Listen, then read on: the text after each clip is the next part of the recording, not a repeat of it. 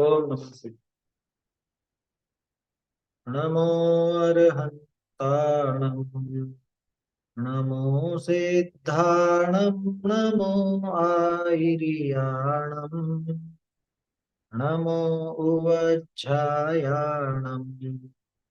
नमो लोये सव्वसाहुणं, चिदानंद स्वातम रसी सत शिव सुंदर जान, ज्ञाता दृष्टा लोक के परम सिद्ध भगवान।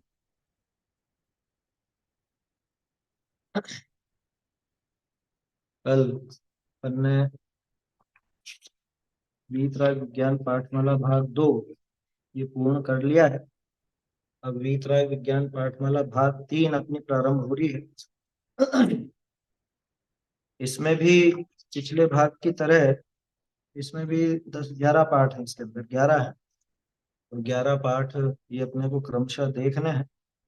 सबसे पहले है सिद्ध पूजन, लेकिन सिद्ध पूजन की चर्चा अभी अपन नहीं करके आगे बढ़ते हैं। जो पाठ बुक में है इसमें दो तो पद्य रूप पाठ है, एक सिद्ध पूजन है, एक समयसार स्तुति।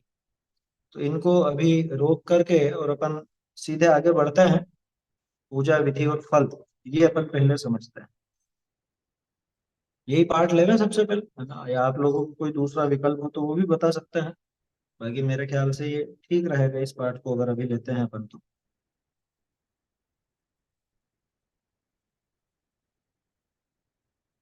चलिए, पूजा विधि और फल ये पाठ क्या है थोड़ा सा इस बारे में बता दूं। छोटा सा पाठ है ना? इसमें कोई आचार्य का परिचय भी नहीं है। बात ये है यहाँ पर असल में कि पूजा, हम हमारे जीवन में बहुत से लोग हैं जो नित्य ही पूजा करते हैं ना, नियमित पूजा पूजा करते हैं। और अच्छी बात है, शुभ भाव का एक साधन है, तो पूजन भी करते हैं। लेकिन विडंबना यह है कि बहुत से लोगों को तो पूजा क्यों की जाती है, किसकी की जाती है, किस तरह से की जाती है और उस पूजन का फल क्या होता है, ये चीजें मालूम नहीं होती, है ना? ये बातें भी पता नहीं होती। इसलिए अपने को कम से कम ये पता तो होना चाहिए कि हम पूजा कर रहे हैं तो पूजा का स्वरूप क्या, जिसकी पूजा कर रहे हैं उसका स्वरूप क्या, पूजा किस तरह से करनी, किस द्रव्य से करनी, किससे नहीं करनी, इसका फल क्या होगा, ये सब बातें जानने के लिए ये पाठ है। छोटा सा पाठ है और आप लोगों को ज्यादा दिक्कत नहीं होगी समझने में, आसानी से समझ में आएगा। तो इसको अपन देखते हैं यहाँ पर। आप में से दो जने कोई पढ़ना चाहते हो तो पढ़ सकते हैं।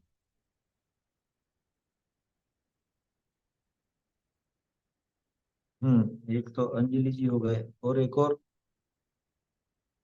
चलिए, दो जने तैयार हैं अपने पढ़ने के लिए। पढ़िए। संबोधन है यहाँ पे दोनों ही। पिताजी, आज मंदिर में लोग गा रहे थे, नाथ तेरी पूजा को फल पायो, नाथ तेरी। यह पूजा क्या है और इसका क्या फल है? इष्ट देव शास्त्र गुरु का गुण स्तवन ही पूजा है। इष्ट देव कौन होते हैं? मिथ्यात्व, राग द्वेष आदि का अभाव करके पूर्ण ज्ञानी और सुखी होना ही इष्ट है। उसकी प्राप्ति जिसे हो गई हो वही इष्ट देव है। अनंत चतुष्टय के धनी अरहंत और सिद्ध भगवान ही इष्ट देव है और वे ही परम पूज्य हैं। देव की बात तो समझा, शास्त्र और गुरु कैसे पूज्य हैं? शास्त्र तो सच्चे देव की वाणी होने से और मिथ्यात्व, राग द्वेष आदि का अभाव करने एवं सच्चे सुख का मार्गदर्शक होने से पूज्य है। नग्न दिगंबर भावलिंगी गुरु भी उसी पथ के पथिक वीतरागी संत होने से पूज्य है। हमारे विद्या गुरु, माता पिता आदि भी तो गुरु कहलाते हैं, क्या उनकी भी पूजा करनी चाहिए? लौकिक दृष्टि से उनका भी यथा योग्य आदर तो करना ही चाहिए, पर उनके राग द्वेष आदि का अभाव नहीं होने के कारण मोक्ष मार्ग में उनको पूज्य नहीं माना जा सकता। अष्ट द्रव्य से पूजनीय तो वीतरागी सर्वज्ञ देव वीतरागी मार्ग के निरूपक शास्त्र और नग्न दिगंबर भावलिंगी गुरु ही है। यहीं यह तक तो देखते हैं समझा। अभी। अभी यहीं तक देख लेते हैं। देखो, संवाद है पिता और पुत्र का, और बहुत सरल संवाद है, कोई ऐसा कठिन नहीं है, आसानी से समझ में आने जैसा है। क्या कह रहा है अब सामने? देखो, बालक की तो जिज्ञासा होती है ना, बालक को ऐसी जिज्ञासा होती है और होनी चाहिए। ये हम लोगों का दायित्व भी है कि हमारे जो छोटे बच्चे हैं उनमें जिज्ञासा पैदा करें। बहुत से बच्चे आगे होकर के सवाल नहीं करते हैं, लेकिन अगर वो नहीं करते हैं तो अपन उनसे कर, उससे एक वो प्रवृत्ति बनेगी सीखने की। तब उसने ये लाइन सुन ली कहीं पर, नाथ तेरी पूजा को फल पायो, नाथ तेरी पूजा को फल पायो, है। तो उसके दिमाग में आया कि ये क्या बोल रहे हैं, किसका फल और कैसा फल पाया, क्या फल पाया। तो पूजा क्या है और इसका फल क्या है? तो सबसे पहले तो पूजा की परिभाषा, इष्ट देव शास्त्र गुरु का गुण स्तवन ही पूजा है। गुणों का स्तवन, किसके गुणों का स्तवन? कि इष्ट देव शास्त्र। देखो, देव शास्त्र गुरु, इसके पहले इष्ट भी लगे। इष्ट किसे कहते हैं? देखो, हमारा प्रयोजन क्या है कि हम सुखी होना चाहते हैं और दुख से दूर होना चाहते हैं, दुख दूर करना चाहते हैं। जिससे भी इस प्रयोजन की सिद्धि हो वो इष्ट है। तो ऐसे देव जिनसे हमारे इस प्रयोजन की सिद्धि होती है, जिससे हमारे ये इष्ट देव की मतलब हमारे इष्ट की सिद्धि होती है, उसे हम इष्ट देव कहते हैं। ऐसे शास्त्र जिनसे इस इष्ट की यानी प्रयोजन की सिद्धि हो वो इष्ट शास्त्र हैं। और ऐसे गुरु जो हमको ये मार्ग बताएं और साक्षात इस मार्ग का निरूपण करें, प्रदर्शन करें, वो भी इष्ट गुरु कहलाते। तो ये तो हो गए इष्ट देव शास्त्र गुरु, है ना। तो इष्ट देव शास्त्र गुरु का गुण स्तवन, अब इनके गुणों का गुणगान, इनके गुणों को गाना, इनका स्तवन करना, इसी का नाम पूजा है।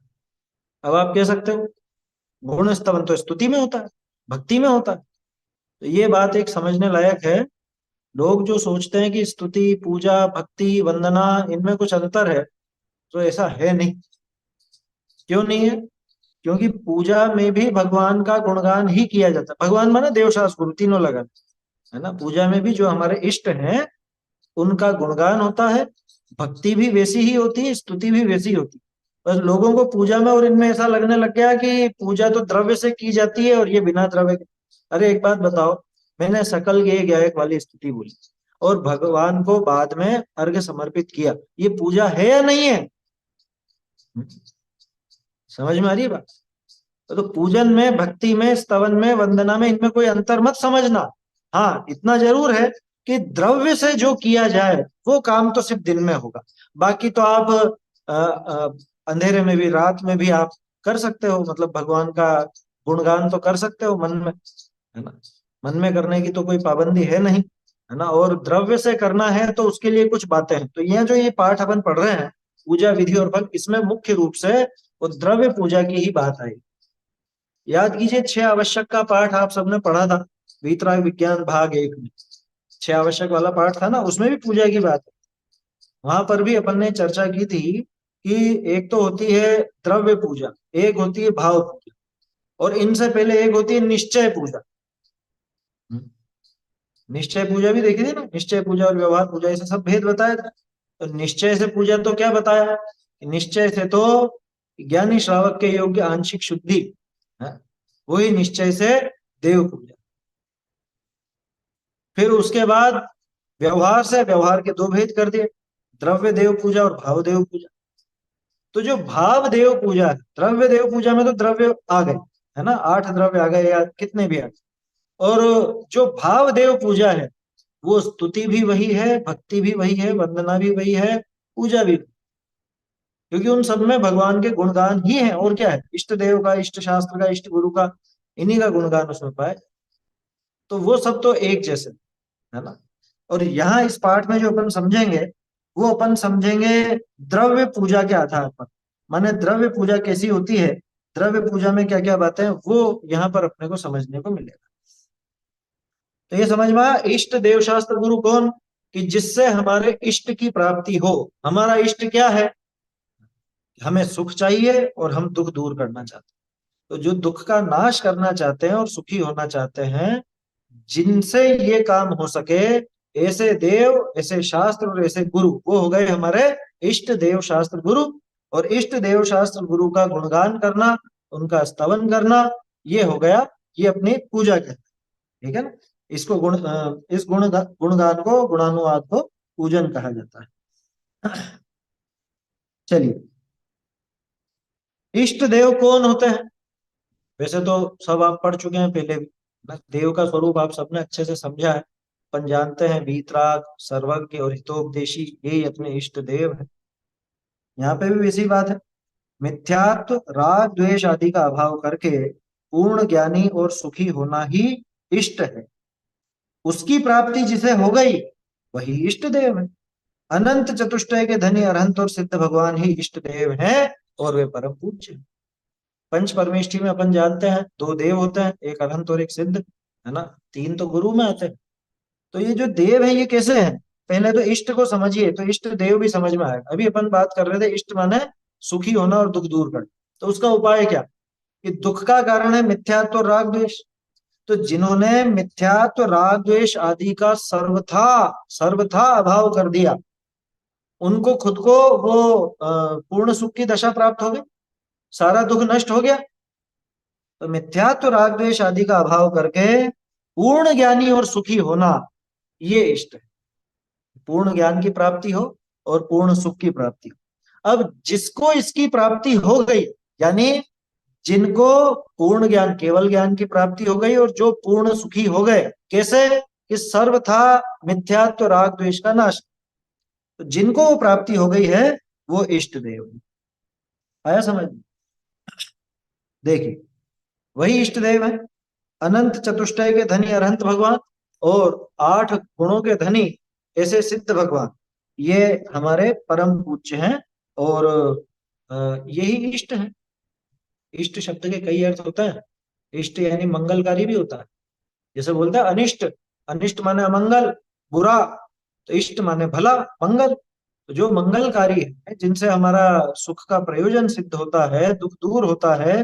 और वो कैसे होगा? जिन्होंने खुद ने सुख प्राप्त किया है, उनसे ही तो सुख का मार्ग मिलेगा ना।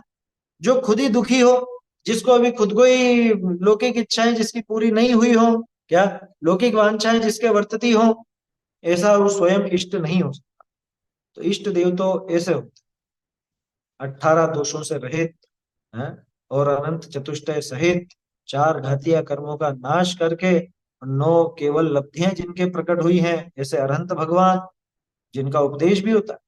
और 8 ही कर्मों का जिन्होंने नाश कर दिया है, पूर्ण सुखी और परम वीतरागी होकर के लोक के अग्रभाग में विराजमान है, ऐसे सिद्ध भगवान। ये दोनों हमारे इष्ट देव। ठीक है, देव की बात तो समझा।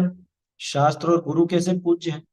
देखो, यहाँ पे अपन एक चीज देख रहे हैं, स्वरूप तो अपन जानते हैं, पूज्यपना क्यों है, बात ये समझ, है ना। अरहंत और सिद्ध कैसे हैं, ये तो अपन पहले भी कई बार पढ़ चुके हैं, है ना। तीर्थंकर भगवान वाला पाठ भी आपने पढ़ा, पंच परमेष्ठी वाला भी पढ़ा, अंतरात्मा बहिरात्मा परमात्मा वाला भी पढ़ा।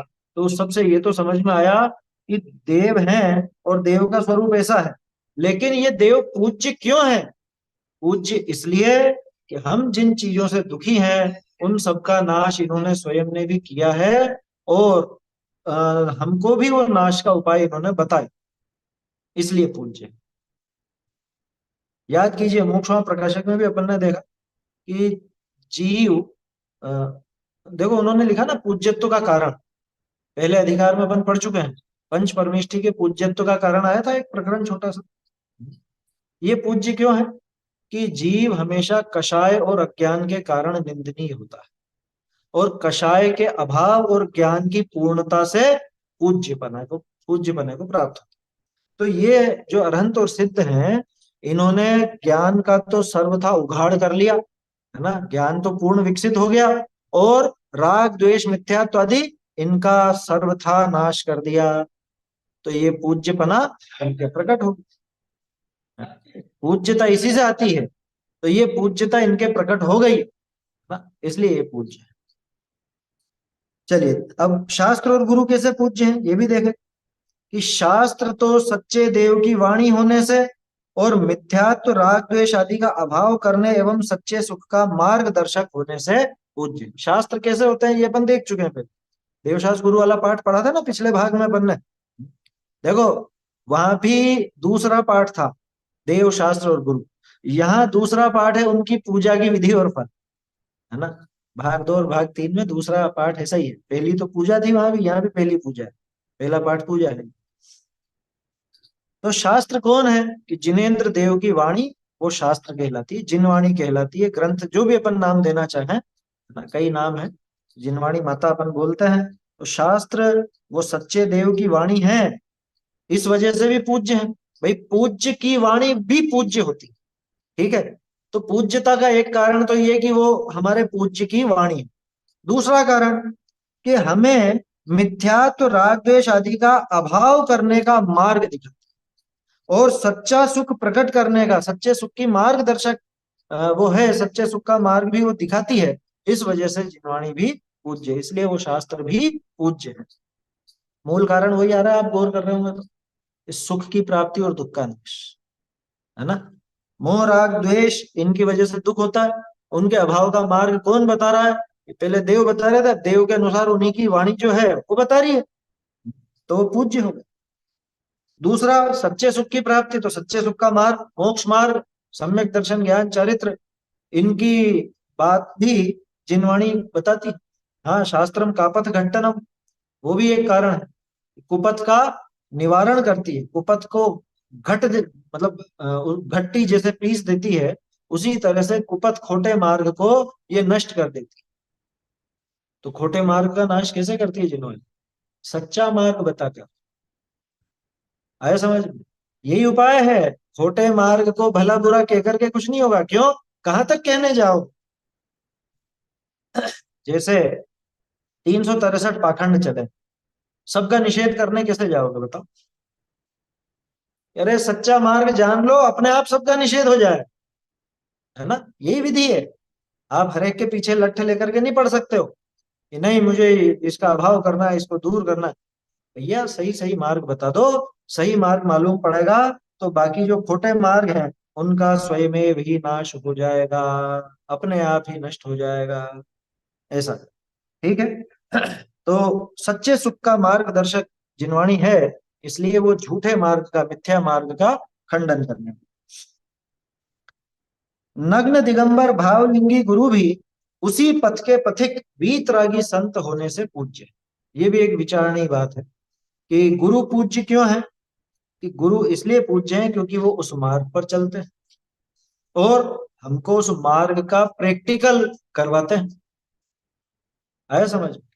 देखो, अनंत भगवान पूर्ण सुखी हो गए, तो क्या करके हुए वो हमको नहीं दिख रहा है, हमें ये दिख रहा है कि वो पूर्ण सुखी। तो उन्होंने वो मार्ग बताया, वो जिनवाणी, वो थ्योरी। और उस थ्योरी का प्रैक्टिकल करके कौन दिखाता है हमको? कि सच्चे जो मुनिराज, भावलिंगी निर्ग्रंथ दिगंबर मुनिराज, वो हमको सही मार्ग दिखाते हैं। और कैसे दिखाते हैं? अरे खुद उस मार्ग पर गमन करते हैं, है ना। सम्यक दर्शन ज्ञान चारित्र के मार्ग पर गमन करते हैं, इसलिए। तो नग्न दिगंबर भावलिंगी गुरु भी उसी पथ के पथिक वीतरागी संत होने से पूज्य। वीतरागता उनके है ना, पूर्ण तो नहीं है, लेकिन 3 कषाय चौकड़ी के अभाव रूप जितनी वीतरागता होती है वो है, ठीक है ना। तो नग्न दिगंबर, पहली बात तो नग्न दिगंबर है और भावलिंग सहित है, यानी सम्यक दर्शन ज्ञान चारित्र सहित है। तो ऐसे गुरु भी उस रत्नत्रय के मार्ग के पथिक और वीतरागी होने से, वीतरागी संत होने की वजह से वो पूज्य। देखो भगवान वीतरागी हैं, तो उनके उपदेश का प्रचार करने वाले, उनके मार्ग पर आगे बढ़ने वाले संत भी वीतरागी ही होते हैं। राग द्वेष उनके होता नहीं है। आप कह सकते हो संजुलन कितना तो था, अरे संजुलन की गिनती नहीं है, संजुलन की गिनती नहीं, ऐसा, है ना। इससे ज्यादा होता नहीं होगी। संजुलन कषाय में जितना संभव है उससे ज्यादा उनको राग द्वेष नहीं होता, इसलिए वीतरागी कहलाने में कोई हर्ज नहीं, तो वीतरागी कहलाते हैं। अब फिर एक और बात आई कि हमारे विद्या गुरु, माता पिता आदि भी तो गुरु कहलाते हैं। एक शिशु की पहला गुरु तो उसकी माता ही होती है, ऐसा पढ़ा है हमने तो, है। माँ बाप ही हमारे गुरु हैं। अथवा गुरु ही हमारे माँ बाप है। कौन से गुरु? लौकिक विद्या देने वाले भी ऐसा पढ़ते हैं। तो गुरु तो उनको भी कहते हैं। और किसी का नाम ही हो गुरु, है? नाम भी तो होता है। वो एक साउथ में कौन था वो जो पकड़ में आया था पहले, गुरुनाथ गुरुनाथ करके, है? वो गुरुनाथ रविन्द्रनाथ टैगोर हैं, उनको लोग बाग गुरुदेव के कहा करते थे। आया समझ? गुरुदेव को गुरुदेव बोलते हैं ना, अपन गुरुदेव श्री बोलते हैं। तो क्या वो गुरु है या देव है कि नहीं? वो एक सामान्य लोक व्यवहार का नाम है। तो अभी तो खैर यहाँ पे ये बात है, विद्या गुरु माता पिता आदि भी तो गुरु कहलाते हैं, क्या उनकी भी पूजा करनी चाहिए? देखो ये प्रश्न क्यों उठा? ये प्रश्न इसलिए उठा क्योंकि हमने पढ़ा देव शास्त्र और गुरु। तो चलो देव तो भगवान है, देव में भी ये प्रश्न उठ सकता था कि जो देव देवी है वो भी देव है, स्वर्ग के भी देव है, तो क्या वो भी पूज्य है? और गुरु कि माता पिता भी हमारे गुरु हैं और लौकिक विद्या देने वाले भी गुरु हैं, तो क्या वो भी पूज्य हैं? क्या जवाब दिया कि लौकिक दृष्टि से उनका भी यथा योग्य आदर तो करना ही चाहिए। किनका? माता पिता का, हमें शिक्षा देने वाले गुरुजनों का, उनका भी, जो भी अपने ऐसे हैं जिन्होंने कुछ भी सिखाया हो। लौकिक में कहा जाता है एक अक्षर के दाता को भी गुरु कहा जाता है। क्या मतलब? एक अक्षर भी अगर कोई सिखाए तो उसे गुरु कहते हैं। लेकिन वो गुरु कौन से गुरु हैं? कि वो सिर्फ लौकिक विद्या के गुरु हैं। यहाँ पूजन के प्रकरण में जिन गुरु की बात चलती है वो तो नग्न दिगंबर भावलिंगी संत होते हैं, वीतरागी संत होते हैं, है ना? लौकिक दृष्टि से उनका भी यथा योग्य आदर तो करना ही चाहिए। माता पिता है, उनके पैर छूना, उनको नमस्कार करना, या जो अपने लौकिक गुरु भी हैं उनका सम्मान करना, ये सब तो एक होता है। लेकिन क्या वो वीतरागी हैं? ये वीतरागी तो नहीं। पर उनके राग द्वेष आदि का अभाव नहीं होने के कारण मोक्ष मार्ग में उनको पूज्य नहीं माना जा सकता। ये बात विशेष ध्यान रखने लायक क्या, कि उनके वीतरागता प्रकट हुई क्या? कि वीतरागता उनके प्रकट नहीं हुई, इस वजह से उनको मोक्ष मार्ग में पूज्य नहीं माना जा सकता। लौकिक में भले आप पूज्य कहो उनको, कोई दिक्कत नहीं, है ना? लौकिक दृष्टि से भले पूज्य कहो, दिक्कत नहीं का मतलब, अरे बोलते हो ना पूज्य पिताजी, पूज्य माताजी, है? तो पूज्य शब्द कहने में समस्या नहीं, लेकिन वहां पूज्य का अर्थ वो सम्माननीय ही समझना। कल भी तो करी थी शायद अपन ने चर्चा, कल या परसों, कब करी थी? कल ही करी थी शायद। तो पूज्य का अर्थ वहां पे सिर्फ सम्मान्य सम्माननीय समझना, है ना? ऐसा मत समझना कि वो अष्ट द्रव्य से पूज्य। यहाँ पूजन के प्रकरण में जिन गुरु की और जिन देव की बात चल रही है वो साक्षात वीतरागी, है ना? और मोक्ष मार्ग के प्रणेता, मोक्ष मार्ग में स्वयं चलने वाले और दूसरों को चलाने वाले ऐसे देव और गुरु, वो ही यहाँ पर स्वीकार करना चाहिए, बाकी को उस तरह से नहीं करना चाहिए। राग द्वेष का अभाव नहीं है, न तो पूर्ण ज्ञान है, न राग द्वेष है, तो इसलिए मोक्ष मार्ग में उनको पूज्य नहीं माना जा सकता। अष्ट द्रव्य से पूजनीय, तो ये लाइन खास ध्यान रखने की है। कभी भी आपके दिमाग में होगी इनकी कर सकते हैं कि नहीं, इनकी कर सकते हैं कि नहीं, उनकी कर सकते हैं कि नहीं। कल भी प्रकरण चला था अपने पार्श्वनाथ भगवान वाले पाठ, कि भाई सीधी सी बात है, अष्ट द्रव्य से पूजनीय कौन होगा? कि वीतरागी सर्वज्ञ देव, वीतरागी मार्ग के निरूपक शास्त्र, और नग्न दिगंबर भावलिंगी गुरु, ये तीन ही अष्ट द्रव्य से पूज्य। और इन तीन से संबंधित जो हो, जैसे अपन तीर्थ क्षेत्रों की भी वंदना, तीर्थ क्षेत्र की भी पूजा करते हैं, तो तीर्थ क्षेत्रों की पूजा भी इसलिए की जाती है कि वहां से साक्षात भगवान का मोक्ष हुआ है ना? भगवान का मोक्ष होने के कारण, वहां से मोक्ष जाने के कारण, अथवा तपस्थली होने के कारण उनको भी पूज्य बताया। या जहां पर सच्चे देव के अकृत्रिम जिन बिंब विराजमान हैं, ऐसे अकृत्रिम चैत्यालय आदि को भी पूज्य बताया गया। ठीक है ना? तो ये समझने लायक बात है क्या, कि पूज्यता किसकी और अष्ट द्रव्य से पूजा किसकी करना? कि अष्ट द्रव्य से पूज्य तो मात्र देव शास्त्र गुरु ही है। जो देव शास्त्र गुरु हमारे स्वरूप बताया गया, जैसा स्वरूप बताया गया वैसे देव, वैसे शास्त्र और वैसे गुरु। स्वर्ग के देव पूज्य नहीं है, किसी भी तरह के देव गति के देव पूज्य नहीं है, देव हो देवी हो कोई भी हो ना। शास्त्र भी भले शास्त्र के नाम से चल पड़े हो, लेकिन वीतरागता का पोषण नहीं करते हो, राग द्वेष आदि का ही पोषण करते हो, वो भी पूज्य नहीं है। और गुरु, किसी लौकिक व्यक्ति का भी गुरु नाम हो, माता पिता हो, लौकिक शिक्षा देने वाले विद्या गुरु हो, वो भी पूज्य नहीं है। सच्चे देव माने अरहंत और सिद्ध, सच्चे गुरु माने आचार्य उपाध्याय साधु भाव लिंगी नग्न दिगंबर संत, वो ही अष्ट द्रव्य से पूज्य पूज्य हैं। इनके अलावा बाकी और कोई भी पूज्य नहीं। ठीक है, चलिए। अष्ट द्रव्य से पूजनीय तो वीतरागी, सर्वज्ञ देव, वीतरागी मार्ग के निरूपक शास्त्र और नग्न दिगंबर भावलिंगी गुरु ही है। ये अपने को समझ लीजिए। चलिए आगे अब पढ़ते हैं अपन कि ये पूजन का लाभ क्या है। कोई भी दो जने आप में से जो पढ़ना चाहते हो।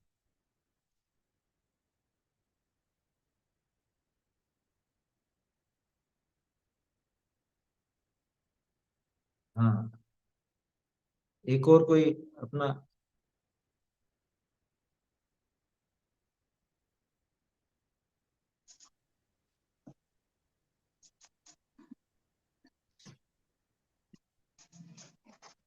हाँ पढ़िए,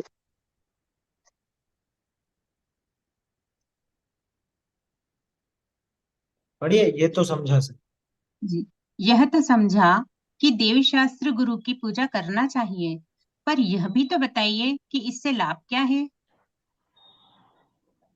ज्ञानी जीव लौकिक लाभ की दृष्टि से भगवान की ओर नहीं देख करता है। उसे तो सहज भगवान की प्रीति भक्ति भाव आता है। जैसे धन चाहने वाले को धनवान की महिमा आए बिना नहीं रहती, उसी प्रकार वीतरागता के उपासक अर्थात मुक्ति के पति को मुक्ता आत्माओं की प्रति मुक्त भक्ति का आत्माओं, भाव आता ही है। तो क्या भगवान की भक्ति से लौकिक सुख नहीं मिलता। ज्ञानी भक्त सांसारिक सुख चाहते ही नहीं है, पर शुभ भाव होने से उन्हें पुण्य बंध अवश्य होता है और पुण्योदय के निमित्त से सांसारिक भोग सामग्री भी उन्हें प्राप्त होती है, पर उनकी दृष्टि में तो उसका कोई मूल्य नहीं। पूजा भक्ति पूजा भ- पूजा भक्ति का सच्चा लाभ तो विषय कषायों को बचना है।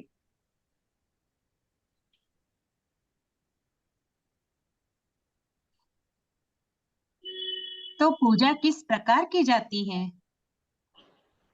दिन में छने हुए जल से स्नान करके धुले वस्त्र पहनकर जिन मंदिर में जिनेन्द्र भगवान के समक्ष विनय पूर्वक होकर प्रक्षाल से एकाग्र चित्त होकर पूजन की जाती है।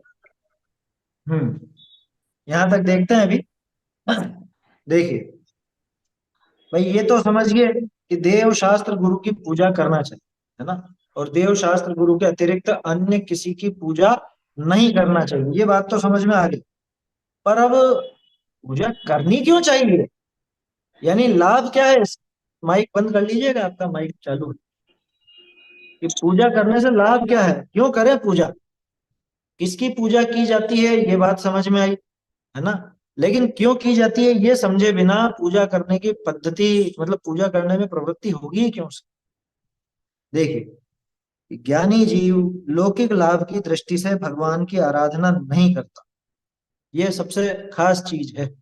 जो भी, देखो हमारे जो देव हैं, शास्त्र हैं, गुरु हैं, ये स्वयं वीतरागी हैं, वीतरागता के पोषक हैं, वीतरागता का ही मार्ग निरूपण करने वाले हैं। तो इनसे कोई भी लौकिक वस्तु की चाह रखना, ये तो अपने आप में ही मूर्खता है ना। वो उससे पूर्ति होने वाली भी नहीं है, उससे किसी तरह से भी पूर्ति होगी भी नहीं। तो ज्ञानी जीव जो समझदार है, वो लौकिक लाभ की दृष्टि से भगवान की आराधना नहीं करते। भगवान की आराधना मैं कर रहा हूं तो क्यों करूं, कि उनके जैसा बनने की। वो स्वयं वीतरागी हैं, पूर्ण सुखी हैं, अनंत ज्ञानी हैं। तो मुझे अगर अनंत ज्ञान चाहिए, पूर्ण सुख चाहिए, वीतरागता चाहिए, तो मैं उनकी आराधना करूंगा। ज्ञानी जीव लौकिक लाभ की दृष्टि से भगवान की आराधना नहीं करता, उसे तो सहज ही भगवान के प्रति भक्ति का भाव आता है, सहज ही अपने आप। कि अपने आप क्यों आएगा, अपने आप इसलिए आता है क्योंकि वो उनके जैसा बनना चाहता है। जिसको रुपए पैसे चाहिए, जो करोड़पति बनना चाहता है, उसको अपने आप ही किसी करोड़पति जो उस क्षेत्र में बहुत आगे हो, है ना, करोड़पति अरबपति, उसकी महिमा आए बिना रहेगी क्या? आएगी, आएगी नहीं। अरे जिस बच्चे को क्रिकेटर बनना हो, वो क्रिकेट के खिलाड़ियों की महिमा आएगी या नहीं आएगी? अरे ये सचिन ने इतने रन बनाए, विराट कोहली ने इतने रन बनाए, ये ऐसे बढ़िया बढ़िया खिलाड़ी हैं, तो उनकी महिमा अपने आप आती है उसको। जो जिस क्षेत्र में आगे जाना चाहता है, उसे उस क्षेत्र में आगे बढ़े की महिमा आती है। अब अगर मुझे पूर्ण सुखी होना है, तो मुझे किसकी महिमा आना चाहिए, या सहज रूप से किसकी महिमा आएगी? कि जो पूर्ण सुखी हो चुके हैं। मुझे अगर केवल ज्ञान चाहिए, तो जो केवल ज्ञानी हो गए उनकी महिमा अपने आप मुझको आएगी। मुझे अगर वीतरागता चाहिए, जो पूर्ण वीतरागी हो गए उनकी महिमा अपने आप आएगी। तो ज्ञानी जीव को सहज ही भगवान के प्रति, माने देव शास्त्र गुरु के प्रति भक्ति का भाव आता ही आता है। वो लौकिक वस्तुओं की वांछा से उनका पूजन या आराधना इत्यादि नहीं करता। जैसे धन चाहने वाले को धनवान की महिमा आए बिना नहीं रहती, ये शास्त्र का उदाहरण है, या समय सार जी का उदाहरण 18वीं का था, है ना। वहां पे आचार्य देव ने लिया ना ये उदाहरण। वो राजा की प्रीति कर, है ना, राजा का अनुचरण कर, अगर तुझे धन चाहिए तो, क्योंकि राजा देगा। वैसी बात है। तो धनवान की महिमा आए बिना नहीं रहती धन चाहने वाले।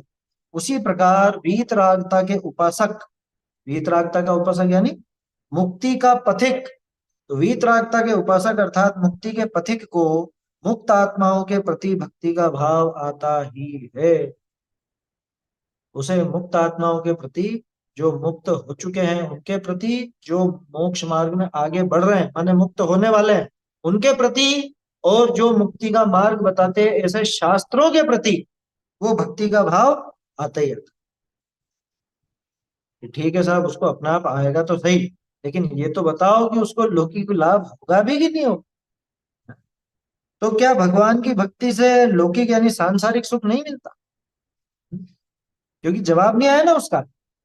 उसकी नजर में तो लाभ क्या था, कि कुछ कुछ मिल जाए, यहाँ पर कुछ ऐसा काम हो जाए, कोई वस्तु मिल जाए, ये उसको लाभ समझता है। तो उसका तो दिमाग में यही प्रश्न रहेगा कि क्या उससे वो लौकिक लाभ की प्राप्ति नहीं होगी? भाई आत्मिक सुख चाहिए, आत्मिक सुख तो मिल जाएगा, वो सब तो मिलेगा, लेकिन यहाँ पे क्या मिलेगा? समस्या क्या है, इसको अभी असली सुख भाषित ही नहीं हुआ ना बेचारे को, तो इसको तो कि ठीक है वो सब तो ठीक है, ये मिलेगा कि नहीं ये बताओ। है? ये खाना पीना मिलेगा कि नहीं, रुपया पैसा मिलेगा कि नहीं, और विषय भोग मिलेंगे या नहीं? तो क्या कहा कि ज्ञानी भक्त सांसारिक सुख चाहते ही नहीं है। कि फिर वही बात, अरे वो नहीं चाहते लेकिन मिलेगा कि नहीं मिलेगा ये बताओ।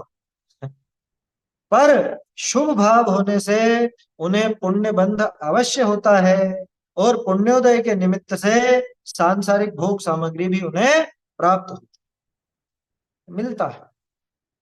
खास चीज क्या है, लेकिन वो उसको चाहते नहीं। जैसे भरत जी थे ना, भरत चक्रवर्ती, अब चक्रवर्ती तो मिला तो सही, वो तो मिलता ही मिलता, उनको नहीं मिलता तो किसको मिलता? लेकिन उनकी नजर में उसकी वैल्यू कितनी? कोई कीमत नहीं, नहीं चाहिए उनको। वो तो छोड़ना चाहते थे, पर क्या करो, नियोग ऐसा है। लेकिन तुम चक्रवर्ती बने हो तो चक्रवर्ती तो निभाना पड़ेगा। तो ज्ञानी भक्त सांसारिक सुख चाहते ही नहीं है, पर शुभ भाव होने से उन्हें पुण्य बंध अवश्य होता है। यार पुण्य बंध भी होता है, और जब पुण्य बंध होगा तो पुण्योदय के निमित्त से सांसारिक भोग सामग्री की भी उनको प्राप्ति होती है, पर उनकी दृष्टि में उसका कोई मूल्य नहीं, है ना। जो समझदार ज्ञानी भक्त है, उसकी नजर में तो इन बातों का कोई मूल्य है ही नहीं, है ना, बिल्कुल भी मूल्य नहीं। पर उनकी दृष्टि में उसका कोई मूल्य नहीं। पूजा भक्ति का सच्चा लाभ क्या? रुपए पैसे मिल जाए? नहीं, ये भी लाइन अंडरलाइन करने जैसे। पूजा भक्ति का सच्चा लाभ तो विषय कषाय से बचना है। अब सोचो, वो जीव कितना मूर्ख होगा जो इस विषय कषाय से बचने को तो नहीं देखता, और सोचता है कि मुझे पूजन आदि का फल ये मिल जाए, ये मिल जाए, ये मिल जाए, है? रुपए पैसे मिल जाए, नौकरी धंधा अच्छे से हो जाए, शादी ब्याह हो जाए, बच्चे बच्ची हो जाए, बीमारी दूर हो जाए, या लौकिक कोई कार्य सध जाए। अगर वो लौकिक कार्य साधने के लिए अ, जिनेंद्र भगवान की पूजा को देखता है, माने उस आराधना का फल ऐसा समझता है, तो कितनी बड़ी अज्ञानता। अरे भाई, तेरा जन्म जन्म का जो दुख है, जन्म जन्म का दुख किस बात से है कि मोह राग, उनका अभाव करने की विधि इनसे मिलेगी, वो असली लाभ है। विषय कषाय की प्रवृत्ति घटना, विषय कषाय से बचना, वो असली लाभ है। और ये मूर्ख उसको लाभ नहीं समझता। ये तो लाभ किसको समझता है? पैसे, कि पैसा मिल जाए तो लाभ। आया समझ में? मिलेगा तो सही, लेकिन हमारी मानसिकता क्या होनी चाहिए कि हमें उसकी तरफ देखना ही नहीं चाहिए, हमें उसका ध्यान ही नहीं रख, मतलब उस पर ध्यान ही नहीं देना। मिलेगा पुण्य के उदय से, नहीं मिलेगा तो क्या होगा बताओ?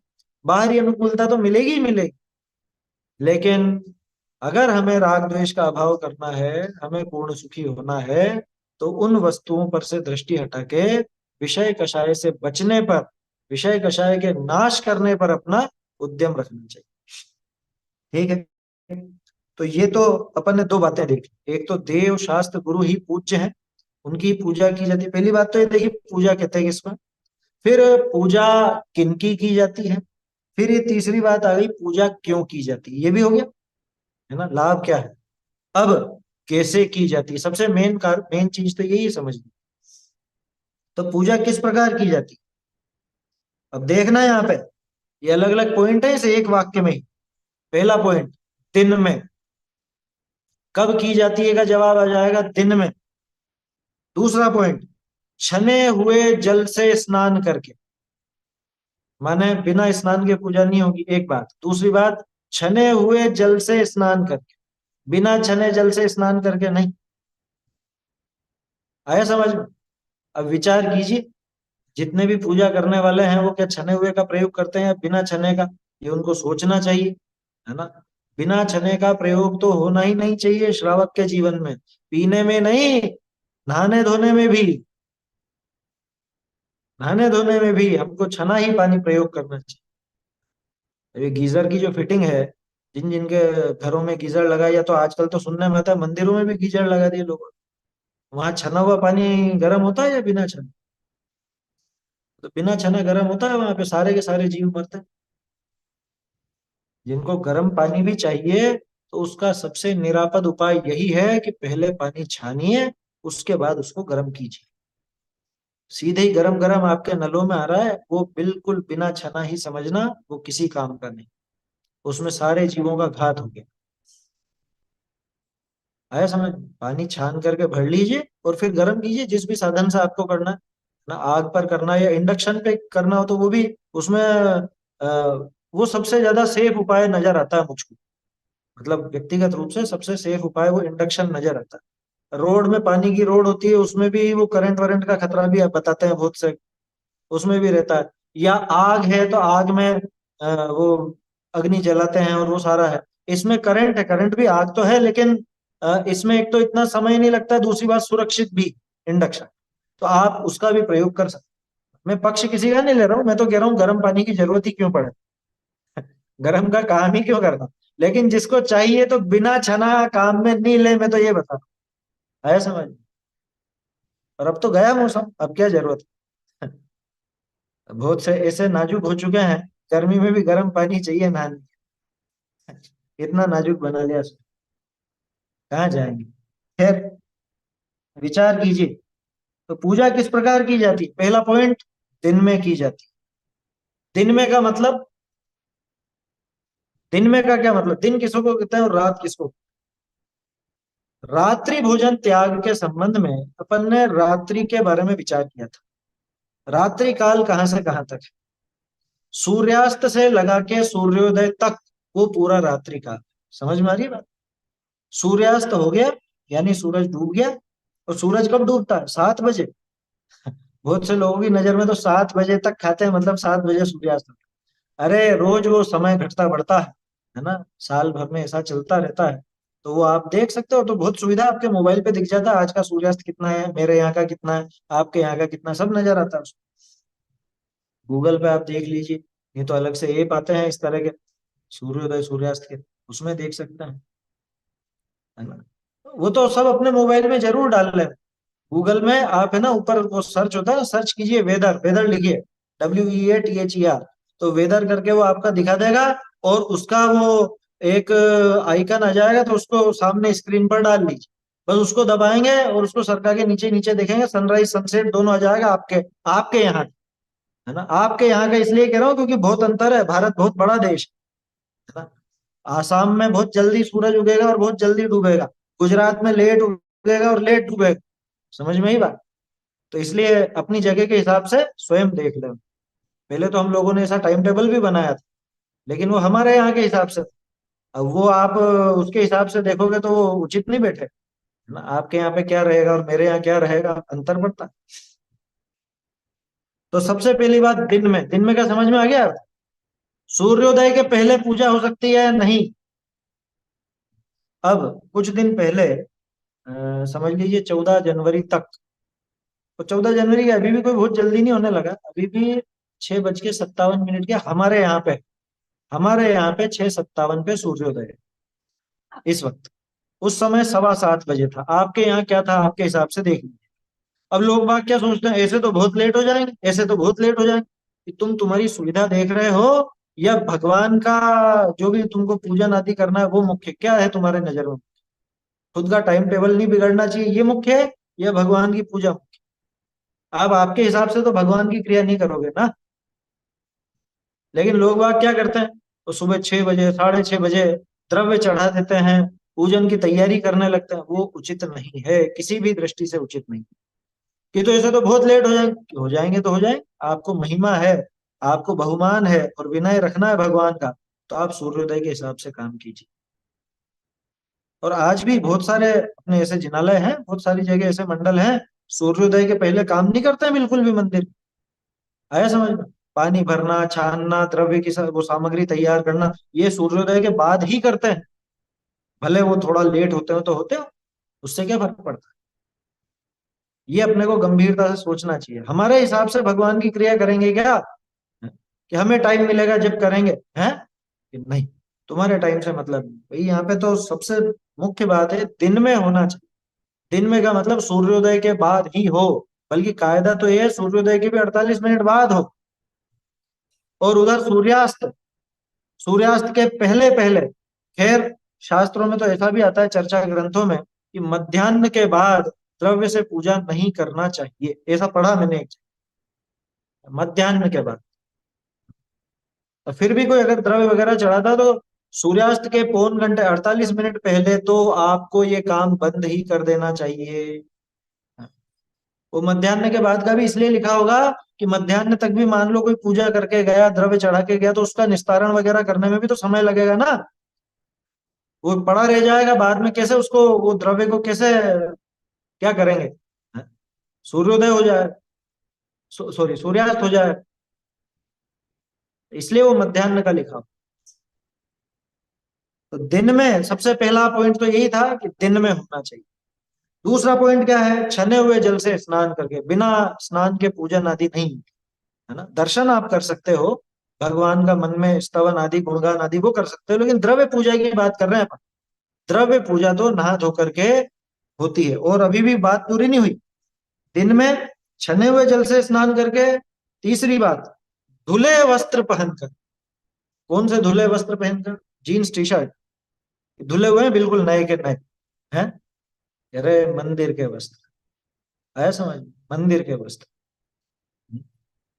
तो पूजन आदि अगर अपन करते हैं तो कोट पैंट में पूजा नहीं होती, ध्यान रखिएगा। कि नहीं नहीं, धुले हुए भले धुले हुए हो, परिपाटी बिगड़ती है उससे, परिपाटी बिगड़ती।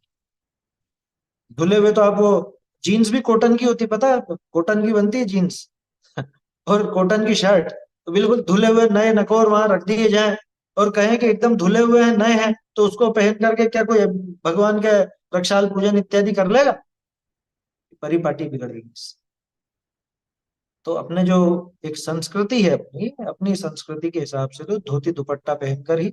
अभी नया चलन और चला है, कुर्ता पजामा भी पहन लेते हैं, तो फिर ऐसा ध्यान रखना कि उन कपड़ों का कहीं और इस्तेमाल ना हो। बस कुर्ते पजामे से आगे की तो छूट नहीं दी जा सकती, उससे आगे की छूट नहीं दी जा सकती कि ये भी पहन के कर लेना और ये भी पहन के कर लेना। समझ में ही बात।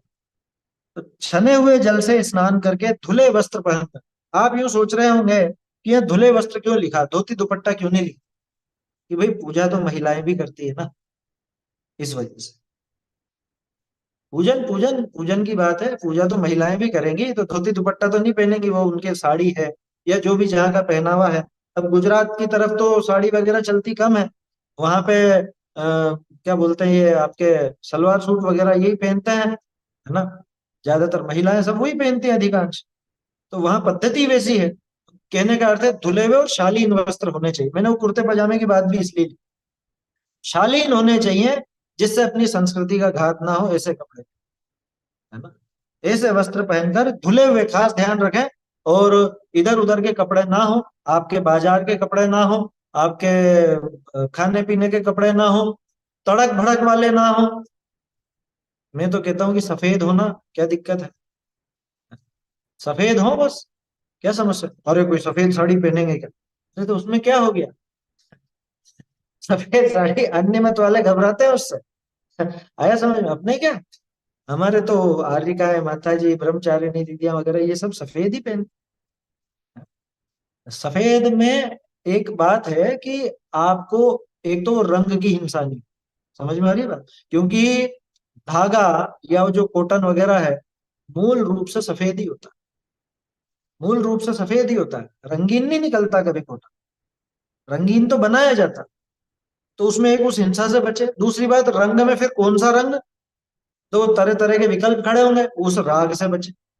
तो राग और रंग दोनों से बचने के लिए वो सफेद सबसे अच्छा है, समझ। राग और रंग दोनों से बचोगे उसमें, इसलिए सफेद वस्त्र ही अपना, कोई दिक्कत नहीं है उसमें, महिला हो पुरुष हो क्या फर्क पड़ता है। तो धुले हुए वस्त्र पहनकर। चौथी बात कहां पर, जिन मंदिर में, जिन मंदिर में, ये पॉइंट अब बहुत ज्यादा ध्यान रखने का। विशेष तौर पे ये कोरोना काल में लोगों ने इस परिपाटी को बिगाड़ दिया। घरों पे हो गई पूजाएं अष्ट द्रव्य से, और शर्म नहीं आई करवाने वालों को भी, वो करवा रहे हैं, और घरों पर लोग बाग बैठ करके द्रव्य से पूजा कर रहे हैं। भगवान की पूजा जिन मंदिर में ही होती है द्रव्य से। भाव से तो आप कहीं भी करो, कोई फर्क नहीं पड़ता, भाव से तो कहीं भी करो, मन में तो आप कहीं पे भी दोहराओ, गुनगुनाओ, उनके स्वरूप का स्मरण करो, कोई मना नहीं है। लेकिन द्रव्य से पूजा की एक विधि है ना, वो विधि अपने को समझनी चाहिए और उसका आदर करना चाहिए। कह रहे हो तो मजबूरी थी, मजबूरी थी, मजबूरी थी तो मत करते ना द्रव्य से। ये किसने कहा आपसे कि द्रव्य से ही पूजा होगी, ये किसने कहा। पूजा में तो भावों की मुख्यता है। आप भगवान का गुणगान करते, स्मरण करते, है ना। आप नहीं निकल सक रहे थे घर से, तो घर पे ही बैठ करके चिंतन करते भगवान के स्वरूप का। समझ में ही बात। उसमें ये बात कहाँ से लाए कि हम द्रव्य से ऐसा कर लेंगे, ये चढ़ा दें वो चढ़ा दें, घर पे ही, घर पे नहीं होता, है ना। भगवान का गुणगान अगर आपको गा बजा करके बोल करके द्रव्य से करना है, तो वो तो जिन मंदिर में ही होगा, घर पर नहीं होगा। है समझ, घर पर नहीं होगा, ये बिल्कुल नियम मान लेना। पांचवी बात, जिनेंद्र भगवान के समक्ष विनय पूर्वक खड़े होकर, अगर सामर्थ्य है, खड़े हो सकता है और इधर उधर दूसरे काम भी करता है, घर पर खड़े होकर के भी काम करता है, तो भगवान के सामने खड़े होकर के ही पूजा करना चाहिए। आया समझ। हाँ, अब इसमें दो तीन बातें और ध्यान रखने की। कहीं कहीं जिनालय बहुत छोटा हो, मान लो, और सभी जने अगर खड़े हो जाए तो दिखे ही नहीं भगवान, ऐसी ऐसी कुछ समस्या हो, बाई चांस ऐसी समस्या हो, तो आप कोशिश करें दूर दूर कोने में खड़े हों, ताकि दूसरों को दर्शन में पूजन आदि में बाधा नहीं हो। वो नहीं हो सकता हो तो बैठ करके फिर, वो बैठने की विधि फिर तब बनती। दूसरा, जिसको शारीरिक कष्ट है, जो खड़ा नहीं हो सकता, वास्तव में खड़ा नहीं हो सकता, जिसको सर्वाइकल पेन है, जिसको कोई डॉक्टर ने मना किया है कि तुमको खड़ा नहीं रहना, तुमको बैठना है, वो बैठ करके कर, इनके अलावा बैठ कर। समझ में ही बात, या तो आपके यहाँ पे जगह की समस्या हो, और या फिर डॉक्टर ने स्पष्ट मना किया हो, तो बाकी किसी भी कंडीशन में कोई भी व्यक्ति बैठ करके भगवान की पूजा ना करे, है ना। चर्चा ग्रंथों में तो आता है, अरे 84 असाधन दोष में आता है। भगवान के सामने बैठकर पूजा करना 84 असाधन दोष में शामिल। क्या बोलते हैं वो मंगल पाठ, इह विधि ठाड़ो हो के, खड़े होए के मतलब क्या होता है? बैठ करके है, खड़े होकर के इस प्रकार से भगवान के समक्ष विनय पूर्वक खड़े होकर के, या विनय पूर्वक खड़े होकर के, तन करके नहीं, खड़ा है तो यूं राजा जी बन के मुकुट उकुट लगा के, ऐसा नहीं, विनय पूर्वक। क्योंकि आते हैं बहुत से ऐसे भी दृश्य हमने देखे हैं, मुकुट बांध के आएंगे, माला वाला लटका के आएंगे और ऐसे अकड़ में बिल्कुल है कि छाती बाहर निकली जा रही है, बिल्कुल ऐसे ऐसे ऐसे आएंगे बिल्कुल तनते हुए। अरे भगवान के सामने विनय पूर्वक झुक करके खड़ा हो। समझ में आई बात? तो ये बातें, ये पूजा किस प्रकार की जाती है, दो लाइनें ना गजब की है ये। और अभी अंतिम बात तो रही गई, अभी अंतिम नहीं, दो बातें और रह गई। छठी बात, प्रासुक द्रव्य से, और सातवीं बात, एकाग्र चित्त होकर पूजन की। कितनी बातें आ गई ये दो लाइन के अंदर, इस पूरे पाठ में ये दो लाइनें सबसे ज्यादा महत्व की, बाकी चीजें तो आप सीख चुके हो। सबसे पहली बात तो कब करना, दिन में, माने सूर्योदय के बाद, और प्रयास यही करना है कि मध्याह्न के पहले। दूसरा, कैसे जाना भगवान के सामने, धुले हुए, पहली बात तो छने हुए जल से स्नान कर। तीसरी बात, धुले वस्त्र पहनकर, कैसे कपड़े होने चाहिए, धुले सभ्य शालीन वस्त्र पहनकर। चौथी बात, जिन मंदिर में। पांचवी बात, जिनेन्द्र भगवान के समक्ष विनय पूर्वक खड़े होकर। छठी बात, प्रासुक द्रव्य से। और सातवीं बात, एकाग्र चित्त होकर। एकाग्र चित्त माने, ये आया कि नहीं आया, ये आई कि नहीं आई है, और ये कैसे कपड़े पहन के आया, ये क्या कर रहा है, ये क्या बोल रहा है, ये क्या बोल रही है, दुनिया भर की बातें वहां पे, चित्त को नहीं भटकाना, बिल्कुल सामने बस भगवान को देखो। बल्कि कई बार तो ऐसा विचार आता है कि जिनालय में जहाँ पे जिनेन्द्र भगवान की प्रतिमा, उसके आसपास और दूसरी चीजें होनी ही नहीं चाहिए, चित्र भी नहीं होने चाहिए। क्या, कि कुछ दिखे ही नहीं, सिर्फ भगवान दिखे बस, तो भगवान की तरफ ही ध्यान। ऐसा प्रयोग किया वहां पे, नागपुर में है, इम्प्रेस सिटी में मंदिर बना ना नया, विपिन जी भाई साहब ने बनाया, उन्होंने बहुत ध्यान रखा इन चीजों।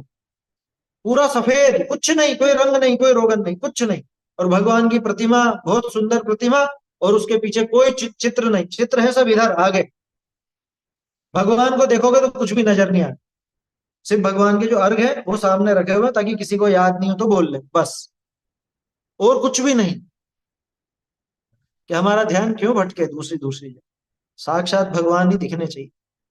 देखो मुझे ध्यान आता है, हमारे मित्र हैं मतलब, तो वो अन्य मत के हैं, उनके यहाँ क्या परिपाटी है, वो उदयपुर के पास एक जगह है, उनके वहां दर्शन करने जाते हैं। वहां मालूम कैसे दर्शन करते हैं, वहां एक छेद बना हुआ है दरवाजे, वो बस उस दरवाजे में से देखते हैं, ऐसे आंख बंद करके, और एक आंख से देखते हैं, और कुछ नजर ही नहीं आए, बस वो भगवान नजर आए।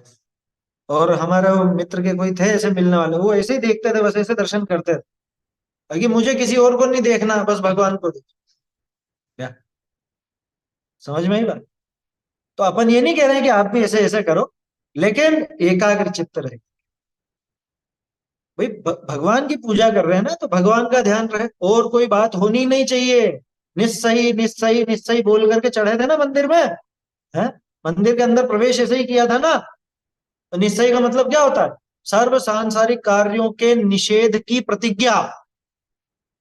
निषेध हो नहीं जाता बोलने से, निषेध की प्रतिज्ञा ली है आपने, कि जब तक मैं मंदिर में रहूंगा, देव शास्त्र गुरु के अतिरिक्त अन्य किसी का विचार भी नहीं करूंगा। ऐसी प्रतिज्ञा लेकर के जब तक मंदिर में रहे, तब तक एकाग्र चित्त होकर भगवान का पूजन स्तवन गुणगान जो भी करना है वो करे। तो ये द्रव्य पूजा की पूरी विधि इन दो लाइनों में, दो लाइनें गजब की। एकाग्र चित्त होकर, कि घर पे दाल चढ़ी है, या आज मेहमान आए हैं, या आज बच्चे को ऐसा करना है वैसा करना है, आज दुकान पर ये काम है, या नौकरी में ये काम है, ये फालतू की बातें विचार ही नहीं करना। जिनेन्द्र भगवान के सामने सिर्फ और सिर्फ जिनेन्द्र भगवान का ध्यान रहे, उन्हीं का स्मरण रहे, उन्हीं के गुणों का वो निरंतर स्मरण करता रहे, इस तरह से पूजा की जाती। तो हमारा चित्त तो भटकता है इधर से, जाने कहाँ कहाँ कुलाचे भरता फिरता। मांगी लाल जी का एक भजन था बहुत सुंदर, अपन ने चढ़ा रखा है यूट्यूब पर। मेरा मनवा कभी तो डोले जग में, कभी तो डोले थल में, है, गली ना अतम राम की, कैसे रोकूं गति मन बेईमान की। ऐसा बढ़िया भजन है वो। ऐसा कि अभी तो अध्यक्ष महोदय आने वाले हैं, अभी तो वो आने वाले हैं, अभी ये आ गया, अभी वो आ गया। अरे ये भगवान से पढ़े हैं क्या ये? बोलो। तो ऐसा विचार ही नहीं करना। वो पूजा छोड़ के उधर देखने लग जाए। कोई नेताजी आने वाले हैं मान लो कि आज नेताजी आएंगे अपने यहाँ मंदिर में, तो वो देख रहा है ये पूजा भी करता है, आएगा आएगा आएगा, हैं? यहाँ अर्घ्य निरुपामती स्वाहा हो गया। ऐसी पूजा नहीं होती। पूजा एकाग्र चित्त होकर के होती। ऐसा।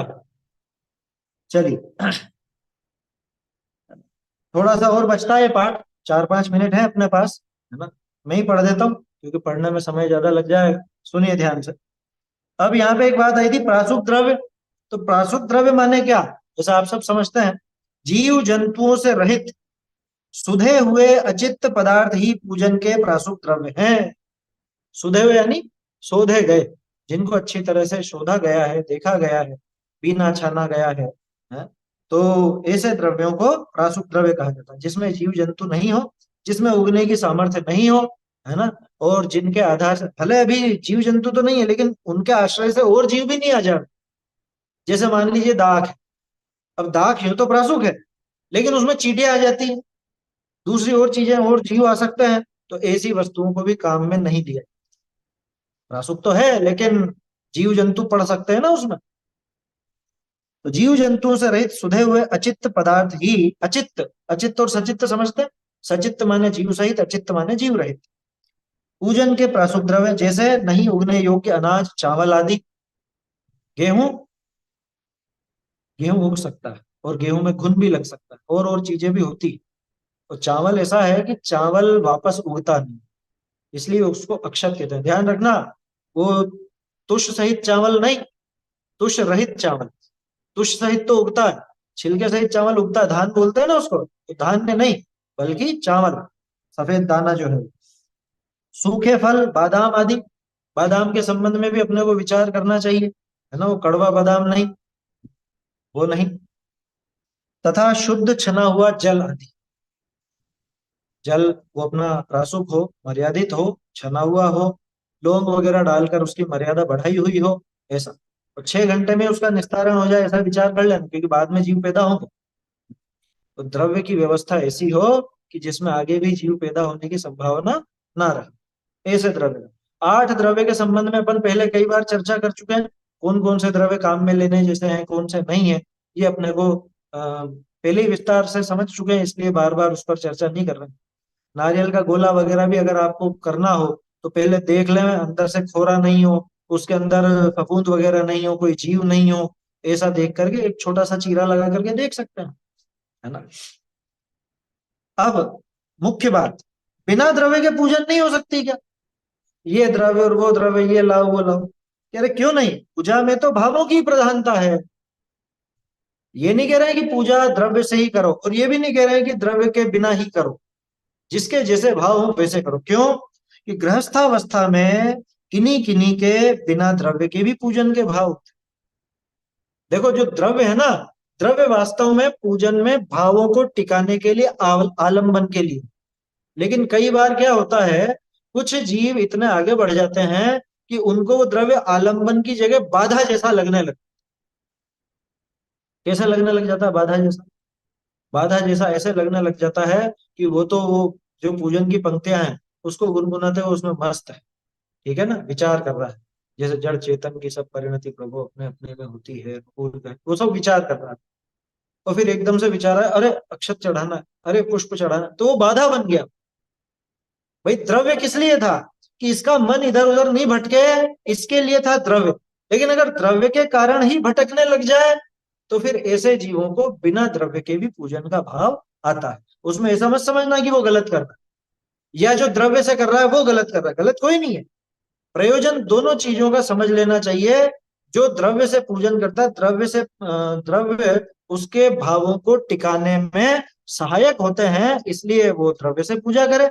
और अगर द्रव्य उसके भावों में बाधक बनते हो, उसको उनसे बाधा लगती हो, तो बिना द्रव्य के करे।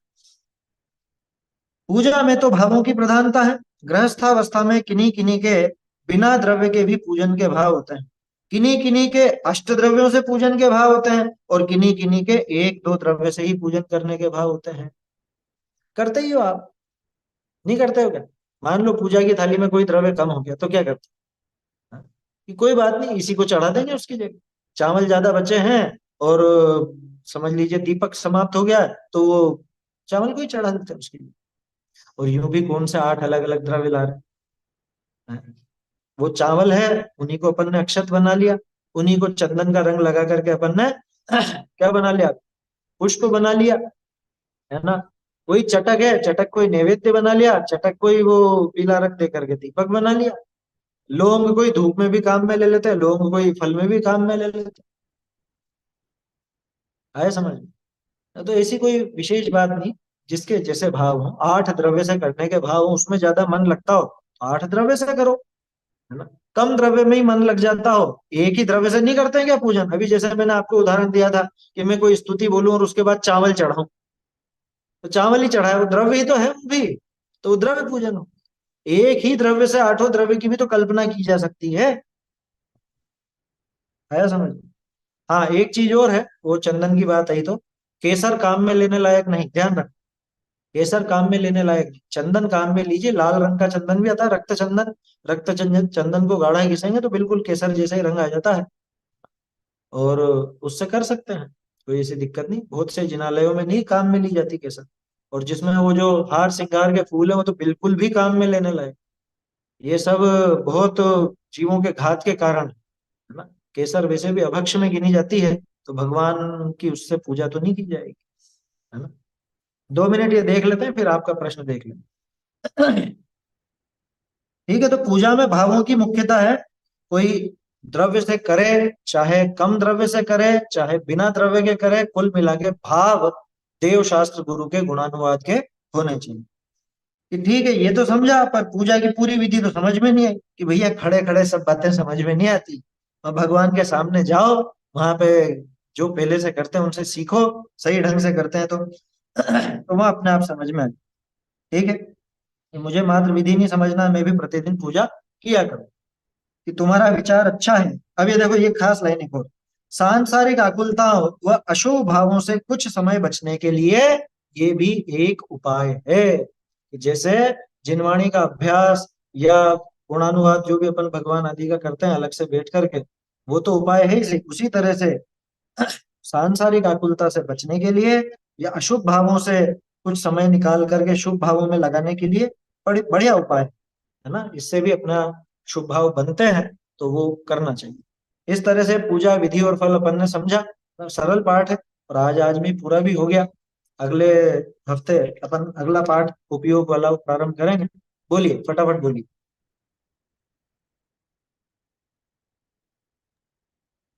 भाई साहब, जैसे पूजन लेडीज तो कोई पक्षाल करती नहीं है। अब हम लोग जैसे पूजन के लिए जाते हैं, बाय द वे अगर पक्षाल नहीं शुरू होता है या एक वेदी का भी पक्षाल नहीं होता है तो हमको पूजा नहीं करने दी जाती है। तो फिर वो ऐसा, मान लीजिए 8 बजे तक उन्होंने पक्षाल ही नहीं करे तो फिर पूजा कैसे करें हम शुरू? तो ये नहीं ऐसी। नहीं, ऐसा तो कुछ भी नहीं है। ऐसा कुछ भी नहीं, प्रक्षाल बिल्कुल अलग विधि है, अलग चीज है। प्रक्षाल जिनेंद्र भगवान की मतलब प्रतिमा की मनोज्ञता के लिए है, साफ सफाई के लिए है ना। और पूजन जो है वो अपना गुणानुवाद है, भाव मतलब भगवान का गुणगान करने का। ऐसा तो कोई नियम नहीं है कि भाई वो प्रक्षाल नहीं है तो आप पूजा नहीं कर सकते, ऐसा तो कुछ भी नियम नहीं है। अब वो सामाजिक व्यवस्था जैसी बन गई हो आपके यहाँ, तो उसमें तो क्या कर सकते हैं। कोई समझे तो समझ ला लीजिए, नहीं समझे तो फिर अपन भाव पूजा कर लो, अगर ऐसी दिक्कत हो तो। उसमें क्या समझ, लेकिन उसमें कोई दिक्कत नहीं है ऐसी, क्योंकि ये करने अन्य नहीं मतों में देते होता है। तब। अन्य मतों में ये मान्यता रहती है कि अभी तो भगवान तो उठेंगे, शायद वो क्या होता है, जागरण होगा, उनका नहाना धोना होगा, उसके बाद आना मिलने, तब वो लेकर के आना। ये अन्य मत में चलती है ये चीज। अपने यहाँ ऐसे नहीं, अपने यहाँ तो सफाई का प्रयोजन है प्रक्षाल से, और कोई प्रयोजन तो है नहीं। तो ऐसा है।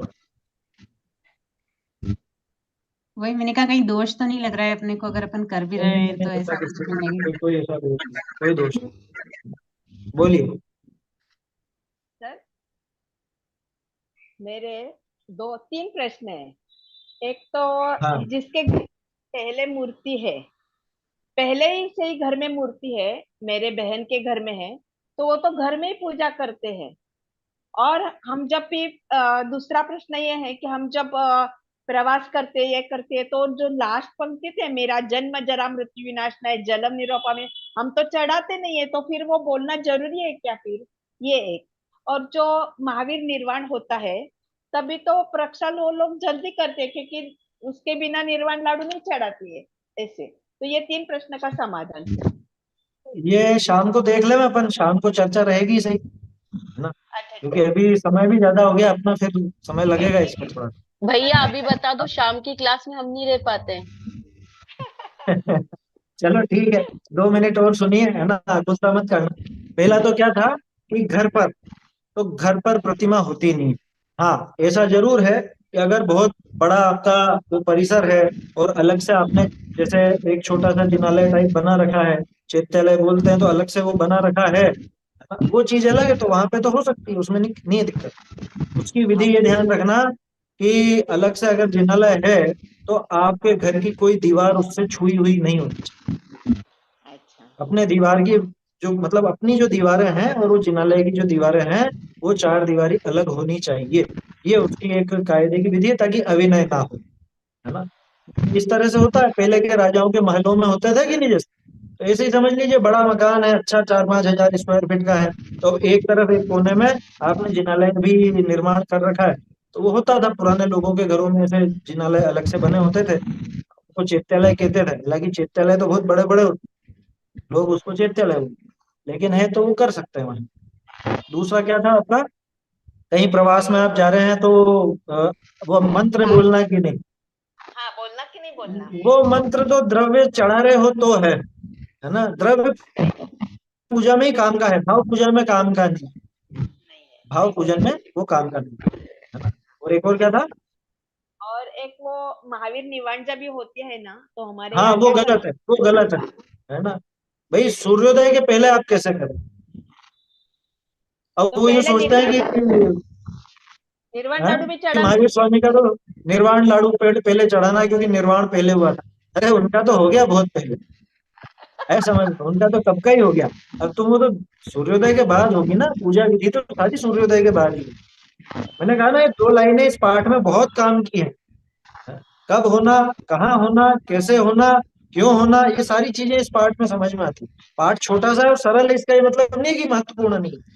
महत्वपूर्ण बहुत है, क्योंकि लोग बाग बहुत, क्या कहें, अभी परिपाटियां बहुत बिगड़ गई, इसलिए ये समझना चाहिए। वो उचित नहीं है।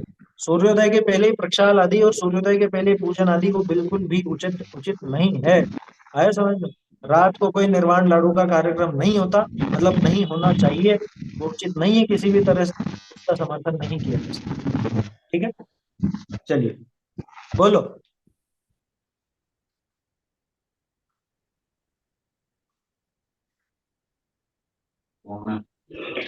मैं तो बोल रही, जैसे चंदन का भी बोला ना, तो चंदन का भी विकल्प नहीं रखना। अगर नहीं होना है, नहीं है, तो सफेद चावल में भी अपन हाँ, पुष्प की कर वो सकते हैं, करते हैं।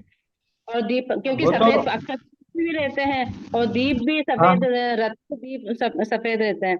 और ये इनने कोई बोला कि दिक्कत नहीं है प्रक्षाल उसमें। के पहले पूजन का, प्रक्षाल के पूजन पूजन का, तो जहाँ पर वार्षिक अभिषेक, मतलब जहाँ अभिषेक नहीं होते हैं, तो क्या फिर उनकी पूजन अर्चना नहीं होती है क्या? हाँ, वो भी विचार करने लायक बात है, लेकिन जहाँ पे ये साल भर में एक ही बार होता है, फिर वहां पे पूजा होती है कि नहीं होती? ऐसा तो द्रव्य में तो भाई कम ज्यादा वो अपने हिसाब से अपन कर सकते हैं, है ना? देखो, सफेद की बात आई ना, कुंद पुष्प सफेद फूल होते हैं, सफेद फूल होते हैं, तो पुष्प भी सफेद भी होते हैं, लाल भी होते हैं, गुलाबी भी होते हैं, सभी रंग के होते हैं। तो अपने को ऐसा पक्ष नहीं रहना चाहिए कि हमको केसर घिस के करना है, या चंदन भी सहज रूप में आपको वो उपलब्ध हो जाए तो कर लीजिए घिस करके, और नहीं भी हो तो द्रव्य दूसरे है ना। अरे एक अकेले अक्षत से ही, मतलब वो चावल से ही 8 द्रव्य की संरचना हो जाती है, उसमें कोई ऐसी दिक्कत वाली बात नहीं। तो इस तरह से ये पूजा विधि और फल अपन ने पाठ देखा। और भी कोई विशेष प्रश्न वगैरह हो तो अलग से अपन देख सकते हैं। चलिए। अच्छा, अपने हमारे यहाँ भी जैसे प्रक्षाल नहीं होती, तो हम तो पहले ही पूजन करने लग जाते हैं यहाँ पे। हाँ, है ना? वैसे भी स्थापना निक्षेप से सारे के सारे काम है ना, ऐसा समझना चाहिए। चलिए समाप्त करते हैं अभी। चैतन्य का स्मरण प्रतिक्षण ही करो रे, भव के अनंत दुख को क्षण में हरो रे, अक्षय अनंत निज सौख्य निधान पाओ, गाओ अरे नित इसी के गीत गाओ, निज निधि निज में बताई यह अनंत उपकार है, इसके लिए जिन वाणी माँ को वंदना शत बार वंदना।